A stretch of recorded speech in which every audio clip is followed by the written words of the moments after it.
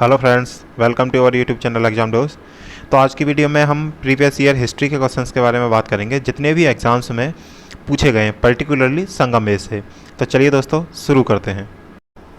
पहला क्वेश्चन है, संगम काल के दौरान निम्नलिखित में से कौन सा राजवंश शासन नहीं कर रहा था। तो मैं आपको बता दूं, संगम काल जो था बेसिकली यह जो काल था वह था लिटरेचर का। मतलब इस काल में संगम लिटरेचर लिखा गया था। तो डायनेस्टीज के बेस पर यह काल निर्धारित नहीं किया गया है, क्योंकि इस काल में संगम लिटरेचर लिखा गया था, इसलिए इसको संगम काल के नाम से जाना जाता है। और इसी संगम काल में 3 डायनेस्टीज हुआ करती थी। एक थी चेर, एक थी चोल और तीसरी थी पांड्या। तो इसमें ऑप्शन सी राष्ट्रकूट जो थे वह संगम काल के दौरान शासन नहीं कर रहे थे। तो इसका ऑप्शन सी सही है। नेक्स्ट क्वेश्चन, निम्नलिखित में से संगम काल के चोल राजवंश का प्रतीक चिन्ह था। तो मैंने आपको बताया था, जब संगम काल चल रहा था तो यहाँ पर 3 राजवंश जो हैं शासन कर रहे होते हैं। एक था चेर, दूसरे थे चोल और तीसरे थे पांड्या। तो इन तीनों के ही अलग अलग राजवंश के प्रतीक चिन्ह थे, जिनमें से चेरों का धनुष था, चोलों का बाघ था और जो पांड्या थे उनका मछली था। तो यहाँ आपका ऑप्शन बी सही है। नेक्स्ट क्वेश्चन, श्रीलंका को जीतकर लगभग 50 वर्षों तक शासन करने वाला चोल शासक कौन था। तो वैसे तो आपने सुना होगा कि जो भारतीय वो कहीं इन्वेड नहीं करते थे, but yes, first invader from India was Elara, जिसने क्या किया था, श्रीलंका को जीतकर वहाँ पर 50 वर्षों तक शासन किया था। एंड एलारा जो था वह बिलोंग करता था चोल वंश से। तो इसका ऑप्शन बी सही है। नेक्स्ट, प्रारंभिक चोल शासकों की राजधानी क्या थी। तो जो प्रारंभिक चोल थे उनकी जो राजधानी थी वह थी पोहार, और पोहार को ही बाद में कावेरी पट्टनम के नाम से जाने जाता है। तो यहाँ पर जो पोहार कैपिटल जो थी यह किसने बसाई थी, तो यह बसाई थी करिकल ने। तो इसका ऑप्शन ए सही है। और यही जो कावेरी पट्टनम था यह एक फेमस पोर्ट था चोल डायनेस्टी का। तो कावेरी पट्टनम और एक पोस्ट पड़ता है अरेका मेदु। तो अरेका मेदु जो था, यह पुराना नाम है पुडुचेरी का। तो तमिलनाडु वाले इलाके में ही यह पुडुचेरी पड़ता है। तो यह दोनों जो पोर्ट्स थे यह इंपॉर्टेंट पोर्ट्स थे चोलाज। नेक्स्ट क्वेश्चन है, वैनी के प्रसिद्ध युद्ध में चेर और पांड्यों को पराजित करने वाले चोल राजा का क्या नाम था। तो मैंने आपको बताया था, प्रसिद्ध चोल राजा जो था वह करिकल था।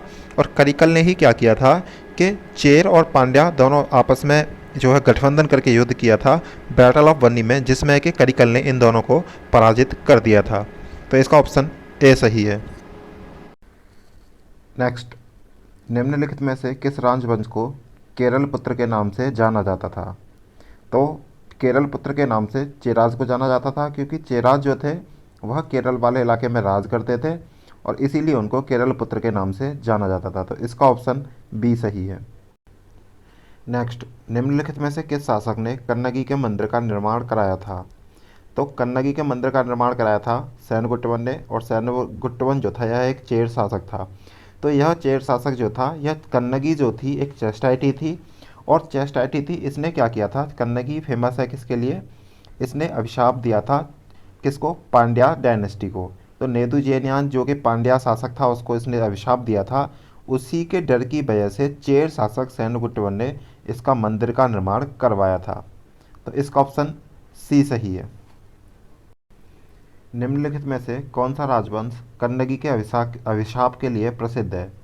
तो कन्नगी जो थी यह एक चेस्टाइटी थी, जिसने कि जो पांड्य राजा था नेदुजेलियान उसके दरबार में जाकर अभिशाप दिया था, क्योंकि इनके पति जो थे कोवलम, उसके ऊपर जो रानी थी महारानी, उनके एंकलेट को चुराने के लिए अभिशाप लगे थे, जिसको कि कन्नगी जो है उनकी तरफ से बचाव कर रही थी, लेकिन उनकी कोई सुनता नहीं है। इसलिए उन्होंने अपनी दोनों ब्रेस्ट जो है काट कर आग में फेंक दी थी, जिसके बाद उन्होंने पूरे पांड्य साम्राज्य को इसके बाद इन्होंने क्या किया था, अभिशाप दिया था। तो इसके लिए ऑप्शन ए सही है। नेक्स्ट क्वेश्चन, तमिल महाकाव्य शिल्पाधिकारम किसने लिखा है। तो तमिल महाकाव्य शिल्पाधिकारम जो है वह इलांगो अडिगल द्वारा लिखा गया है। और इलांगो अडिगल जो थे यह चेर शासक सेनगुट्टवन के भाई थे। साथ ही मैं बता दूं आपको, छत्तनार जो है यह लिखा गया, छत्तनार द्वारा लिखा गया है वह है मनी मैकलई। तो इलांगो अडिगल द्वारा लिखा हुआ शिल्पाधिकारम यह एक प्रेम कथा है कोवलम की और कन्नगी की और साथ में ही माधवी की।